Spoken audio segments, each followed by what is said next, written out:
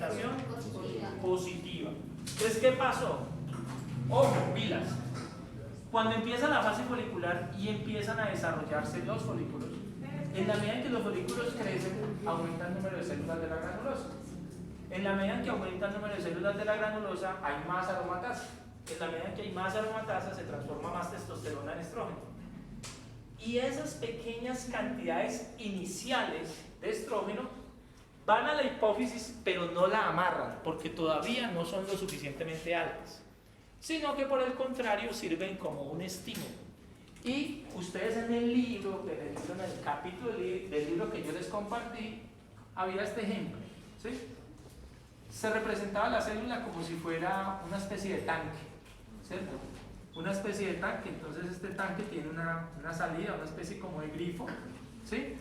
Y entonces, ¿qué es lo que pasa conforme se producen estrógenos? Entonces se producen estrógenos y lo que va pasando es que la célula, a medida que recibe más estrógenos, ¿qué sintetiza? Vamos a suponer que sintetiza LH. Entonces al principio produce poca LH, cuando se produce un poquito más de estrógeno, más LH, y más estrógenos, más LH, pero llega un momento en que, ¿qué sucede? En que alcanza el grifo y lo logra rebasar, y eso teóricamente da lugar al pico, ¿sí? Es decir, la célula hipofisiaria, esto es una teoría, una ficción, no la vayan a tomar, ay, es que eso ya el profe dijo que eso era una alcantarilla y que eso se empieza a llenar de gonadotropina y que eso después se riega. No, es una ficción porque nadie tiene una explicación de qué es lo que pasa. Simplemente lo que dicen es que posiblemente pueda hacer eso. Es decir, que en la medida en que recibe más estrógeno, entonces es como la orden, haz más LH. Más estrógeno, haz otro poquito. Más LH, otro poquito, hasta que la célula, supuestamente, tendría que haber un mecanismo que le dice a la célula, superamos el umbral.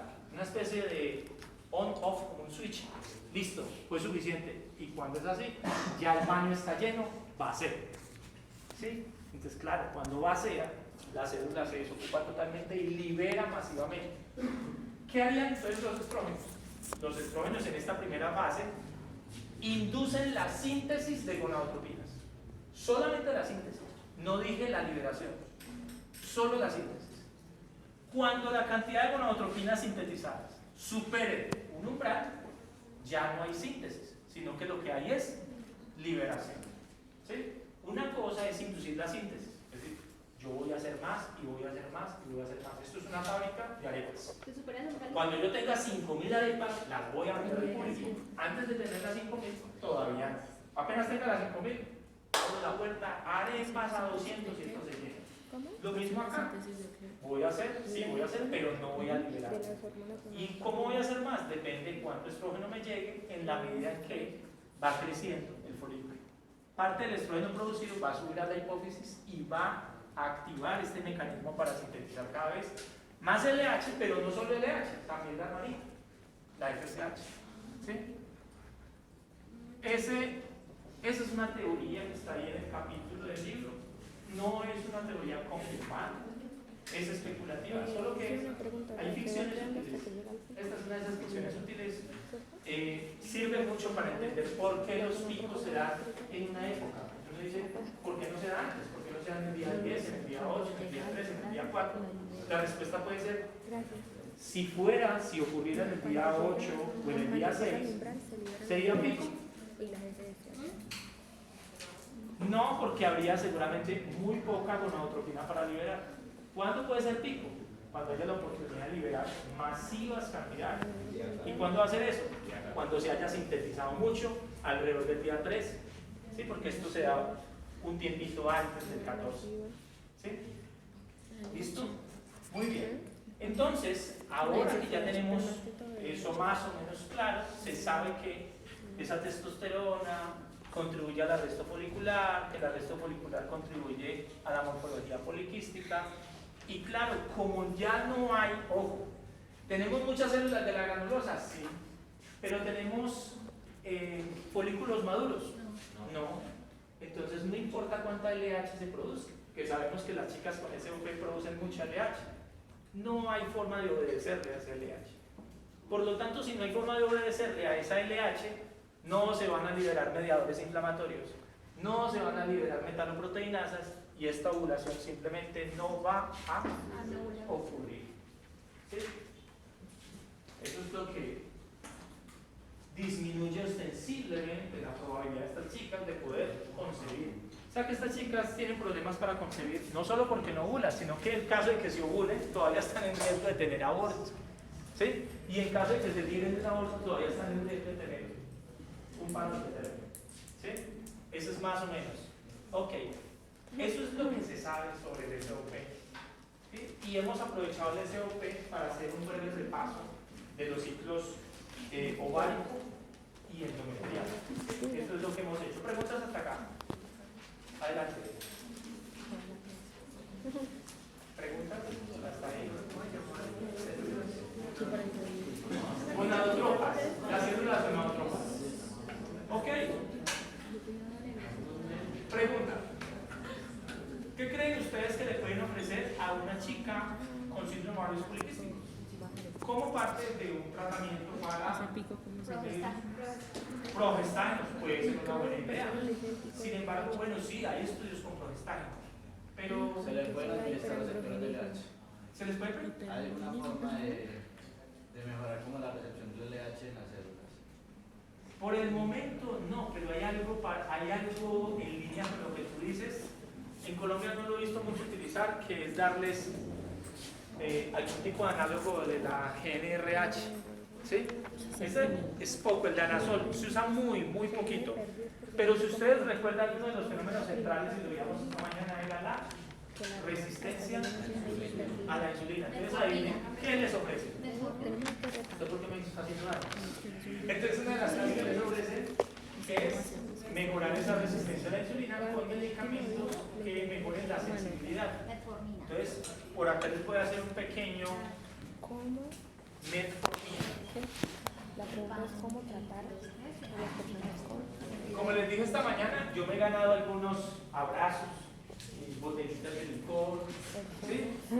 Porque les he ayudado a algunas parejas con su terapia para el SOP y pues algún tipo de paciente que se selecciona muy cuidadosamente, aquí te conviene utilizar metformina, ¿sí? Y cuando se vence la resistencia a la insulina, ¿qué esperamos? Que se sintetice un poquito más, ¿cierto? Globulina unidora de hormonas sexuales. ¿Se acuerdan esta mañana?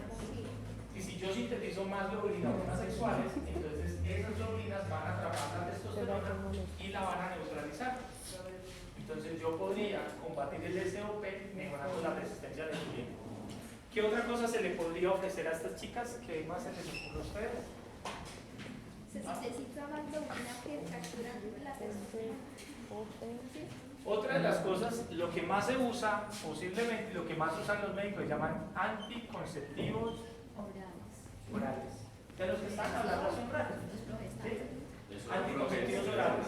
¿Qué tienen los anticonceptivos orales? Todos ellos tienen un estrógeno y un progestágeno. Un estrógeno que mimetiza bien el que tienen las chicas, 17 estradios. De hecho, hay muchos anticonceptivos que tienen justo estradiol. La progesterona como tal casi no viene ninguno, siempre viene algún derivado, levonorgestrel, desogestrel, etc. Ese sería el progestágeno. ¿Cuál creen ustedes que es el mecanismo a través del cual los anticonceptivos orales pueden ayudar a mejorar a las chicas su fenotipo de ovario poliquístico? Les escucho. Por las hormonas que traen. Por las hormonas que traen. ¿Qué hacen las hormonas que traen? Suplir la necesidad. Suplir la necesidad de que, eso puede ser interesante por ahí, De la falta de progesterona. de la progesterona. ¿Y qué opinan del estrógeno? Porque el estrógeno está aumentado. El estrógeno en ella se espera que pueda estar aumentado y yo le estaría dando más estrógeno. ¿No será eso un riesgo? Pues le da la que no Algo tenga. que sea sobre progestágeno. Bueno, puede ser solo progestágeno. Sin embargo, la razón es mucho más ¿Cómo dijo sencilla. usted, Pregunta. Erika? Inhibirla. Cuando ustedes utilizan un método de planificación, yo sé que si pregunto en este momento, no me van a decir quiénes están utilizando anticonceptivo, me dirán que simplemente se dedican a la oración. Pero, ¿cómo actúan los anticonceptivos en cualquier mujer que los use? ¿Cómo? Inhiben la ovulación. ¿A través de qué mecanismo inhiben la ovulación? Allá está en el tablero hace rato marcado. Vamos a ver si lo ven. Y Identifiquen dónde está el posible anticonceptivo oral y díganme cuál puede ser el mecanismo. ¡Ópale! ¿A través de qué mecanismo? ¡Ah! Por favor, dilo duro para que todos tus compañeros escuchen. Que nivel LH por medio de retroalimentación negativa. Claro, eso es lo que hacen. Mírenlos acá. ¿Quieren ver el anticonceptivo? Véanlo. Gracias. Mírenlo acá. ¿Y qué es lo que hacen? Retroalimentación negativa sobre la hipófisis y consecuentemente LH y FSH. Cuando cae la FSH, ¿qué no puede ocurrir? ¿Qué no va a ocurrir si no hay FSH? No va a haber desarrollo folicular, es decir, esta fase se va a ver suprimida, no se va a poder desarrollar. Entonces, primero, no se desarrollan folículos, pero además cae la LH. Y si cae la LH, ¿qué proceso no va a haber? Ovulación. Es por eso que a los anticonceptivos orales también, de forma más precisa, les podemos designar con anovulatorios orales. Anovulatorios, ¿por qué? Porque no es que eviten la concepción. ¿Sí? La concepción es, el tema es de la concepción y la definición de concepción, eso es el carácter que el mismo nos metemos en cabeza de llevar. Y no ovula. Es mejor ovular. La retroalimentación. No, dice anticoncepción, entonces, sí, hay que hacer el aborto. Es todo por un cambio de términos. Entonces, los anticonceptivos, ¿qué es lo que hacen? Los anticonceptivos lo que hacen es remedar las hormonas de una mujer, pero a niveles más elevados, para poder hacer feedback negativo sobre la hipófisis, que la hipófisis no produzca más gonadotropinas. ¿Sí? Entonces, en ese sentido, es como hacerle creer a la hipófisis que la mujer está en embarazo. Claro. Por eso es que hay algunos que hacen que la paciente deje de menstruar.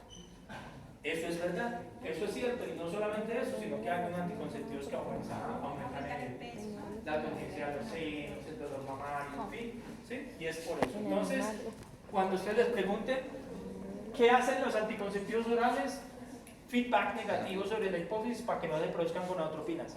¿Eso le conviene a una chica con SOP? ¿Sí o no? Sí, además en la parte física. Sí le sirve. ¿Sí le conviene? ¿Por qué? Sí, ¿por Disminuye qué? los estrógenos también. No disminuye los estrógenos. Ojo, Erika tiene razón. Miren, si yo le doy anticonceptivo oral, sí, claro, puede haber un poquito más de estrógeno por el que yo le estoy suministrando. Pero es que yo al bloquear todo este proceso, miren los estrógenos que me voy a ahorrar. ¿Sí o no? Además también disminuye la testosterona y por ende. Además también disminuye, tiene que necesariamente disminuir la testosterona y disminuir el resto de las cosas. Y por eso. Pero, pregunta, entonces si una muchacha consultó por su fertilidad, entonces se va a poner el médico, ¿no? De la doctora Xiomi, es que yo quiero planificar. Entonces la doctora Xiomi dice, ¿y cuál es tu principal inquietud? No, pues que yo llevo 1 año y medio con Ricardo Alfonso, no hemos podido concebir todavía. Yo he intentado por todos los medios hermanos de él y no hemos podido. Y no hemos podido. Y entonces Xiomi llega y le dice, te tengo la solución. Y le prescribe anticonceptivo oral. ¿Sí? ¿Ella podrá quedar en embarazo, sí o no? No. Es decir, que mientras los tomen, no. Pero quién sabe si después de retirados se restituya parte de ese potencial. Los estudios lo que han mostrado es eso, no hay una explicación clara, pero entonces algunas pacientes son llevadas de 12 a 24 semanas y después de las 12 a 24 semanas, cuando se compara el grupo de mujeres que tomó anticonceptivo versus el grupo de mujeres que no lo tomó para el tratamiento del SOP, se ve una mayor incidencia de embarazo. O sea que quedan embarazaditas después del anticonceptivo. Obvio hay que suspenderlo porque mientras ellas lo estén tomando, pues, evidentemente no van a embarazarse. ¿Sí? El anticonceptivo oral es uno de los principales mecanismos y armas para tratar de combatir el SOP. Ahora, aquí pues, eso ha habido una proliferación de anticonceptivos, ¿no? Inicialmente todos mandábamos uno que tuviera estrógeno y progestágeno de los normalitos. Pero hoy día vienen los progestágenos nuevos, ¿no? Esos progestágenos nuevos que tienen efectos antiandrogénicos. Entonces yo creo que ustedes de pronto han escuchado hablar de algunos dienogest, o que tienen drosperinona, ¿sí? O que tienen, Bueno, este que les voy a mostrar sí es como de los más viejitos, ciproterol. Todas estas moléculas tienen efectos antiandrogénicos. Entonces, no solamente la chica está regulando el periodo menstrual a través de este feedback negativo, sino que además le puede ayudar un poquito con los efectos antiandrogénicos que tienen estos anticonceptivos, a mermar el acné, ¿cierto? A mermar el hirsutismo. Entonces muchas veces van donde el doctor o la doctora y entonces el doctor o la doctora dice, no, lo que tú necesitas es un anticonceptivo cuyo progestágeno tenga un efecto contra los andrógenos también. ¿Cómo se llama el último? Y eso les mejora mucho Ciproterona. la autoestima. ¿O el Sí, cipro? ciproterona. Estos que tienen ciproterona son el famoso Diane 35 o el famoso Face-Stix. No sé si de pronto han escuchado hablar. Este es el que tiene drosperinona. Aquí están los Belaface, el Jasminic, el Jax, ¿sí? El Veronique, ¿sí? Y el Dienogés, bueno, eso sí se puede conseguir con la mera molécula. No me acuerdo en este momento cuál tiene solo Dienogés. O sea, Bien. solo los nuevos son los que ayudan con el El acné. otro es dos. Drosperinona. Eso lo van a aprender en farmacología con el doctor Anaya, así que tranquilos, yo les voy a preguntar, ¿cuál de las siguientes es un progestágeno con efecto antiandrogénico? No, pero no es ese el propósito, simplemente como para ilustrarles un poquito. ¿Sí? Otro de los medicamentos que se utiliza con frecuencia es la Y ayudan con el acné. espironolactona. La espironolactona es un medicamento que bloquea los receptores mineralocorticoides. Los receptores mineralocorticoides son los que interactúan con el cortisol, los que interactúan con la aldosterona, ¿sí? Pero también, digamos, la espironolactona Es un diurético. también es un diurético, se utiliza en falla cardíaca, hipertensión refractaria, pero tiene unos efectos. No, realmente, mira que por razones que no me explico, la espironolactona cuando se formó la chica, sobre todo se utiliza mucho con el acné, se utiliza 4 veces superior Yo tomo a la que se utiliza para falla cardíaca. 100 miligramos diarios. ¿Tú también tomas espironolactona? ¿Para el acné o para qué? Sí, para la piel. Es maravilloso, a mí realmente me parece bien. ¿Cómo te va? ¿Bien? Bien. ¿Algún efecto secundario? ¿No? Me dijeron que calambres, pero no me daba. Los calambres pueden dar por la hipercalemia, ¿no? Por la alteración del potasio. Esos son. Ahora, seguramente que habrá otras cositas, ¿no? Ustedes, los que sean más conservadores, seguramente le dirán, mire, ¿con qué se mejora la sensibilidad a la insulina? ¿Qué es lo mejor para mejorar la sensibilidad a la insulina? El ejercicio. La marca de Rubio. Entonces, a toda mujer que venga con SOP, está recomendado prescribirle mínimo sus 150 minutos de ejercicio semanal. Obvio, al principio no lo va a poder hacer, pero no va progresivamente logrando los 150 minutos. ¿Sí? Bien. Cuando estas cosas no funcionan, yo les aconsejo que suelten a los pacientes, ¿no? Cuando esto ya no funciona, es preferible enfocarse en cuál es el problema de la paciente y dependiendo de esa preferencia que tiene la paciente, doctor, mi problema es la autoimagen. Doctor, mi problema es de la fertilidad, vamos donde el ginecólogo experto en fertilidad. Aquí en el cafetero tenemos que, ¿cuántos habrán? Tres, muy poquitos, pero los hay, trabajan muy bien, ¿sí? Médicos especialistas en fertilidad. No, doctor, a mí me preocupa ese tema de que estoy gordita, tengo unos factores de riesgo, vayan del internista, ¿sí? Entonces, esto es como lo que generalmente el médico puede ofrecer: estilo de vida saludable, metformina, anticonceptivos orales de diferente tipo, espironolactona. Siempre deben transmitir mucha seguridad lo que saben, porque cuando los pacientes perciben cuando el médico titube, como la primera que a mí me tocó suturar, yo estaba pensando, ¡ay, un aprendiz! Decía la niña, una herida de acá, ¡ay, un aprendiz! Y yo, ¡mal aprendiz! Yo estaba borracho, por lo menos. Adelante. El Mirena no sirve también como... El Mirena sirve. El Mirena no es en sí un tratamiento para el SOP, es más bien un tratamiento para la hemorragia uterina excesiva que tienen algunas pacientes con SOP. Sí, o sea, chica con SOP, hemorragia uterina excesiva, todo esto ha fallado, el Mirena es una excelente opción. El Mirena es un dispositivo intrauterino hormonal que viene con levonorgestrel, que es un progestágeno. Ahí sí es de las poquitas opciones con progestágeno, pero es progestágeno en el dispositivo, no progestágeno de píldora o de inyección.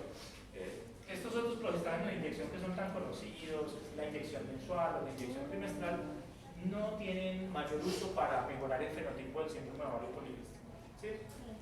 Más bien los doctores optan por ese tipo de terapias cuando la paciente está embalada por ahí con una hemorragia excesiva. Entonces durante esos días pues, le dejamos el progestágeno, pero le explicamos claramente que es una medida temporal, ¿no? Eso no va a ser el tratamiento. ¿Ok? ¿Preguntas más? ¿No? 15 minutos de descanso al estado. Ay, profe. Broma, el profe. Ay.